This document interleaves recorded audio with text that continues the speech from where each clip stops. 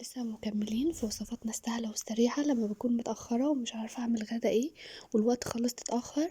بعمل الفراخ دي في اقل من 3 دقايق، بجد حلوة جدا. تشيكن وينجز بجد تحفة.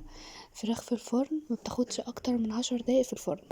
تتبيلة سهلة جدا، بتمتص التتبيلة بسهولة جدا لان هي عبارة عن جوانح.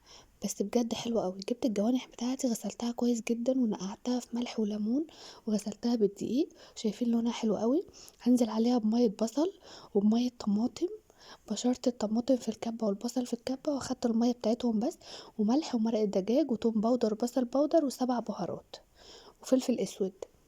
واحط عليهم معلقة كبيرة من الصويا صوص، وهحط عليهم معلقة كبيرة برضو من صوص الباربيكيو،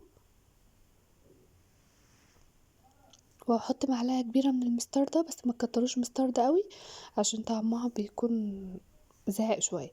واحط برضو معلقة كبيرة من الكاتشب،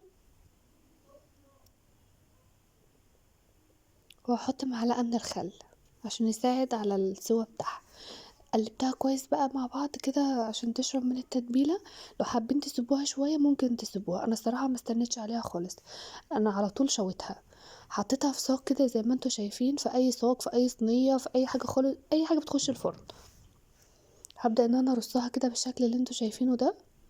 انا قطعت الجناح 2، ممكن تسيبوه زي ما هو بس كده بيكون احسن والسوا بتاعه بيكون كويس اكتر.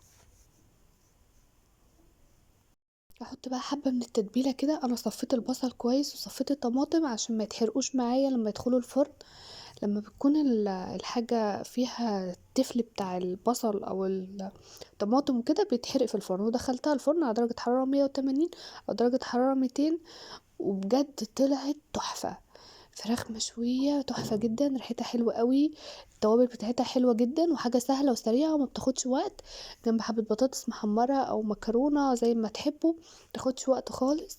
بجد دي منجزة بالنسبة لي، في اي وقت ممكن ان انا اعملها بكل سهولة. شاربة من التتبيلة وطعمها حلو جدا ومستوية زي ما انتوا شايفين ولونها حلو قوي. وتنفع كمان في العزومات، ممكن نعملها في الدبابيس، نعملها في اي حاجة تاني تكون حلوة جدا وشكلها حلو. شايفين الشوي بتاعها شكله حلو قوي ازاي؟ مين يصدق ان دي معمولة في الفرن؟ متنسوش بقى لو عجبكم الفيديو تضغطوا على الاشتراك.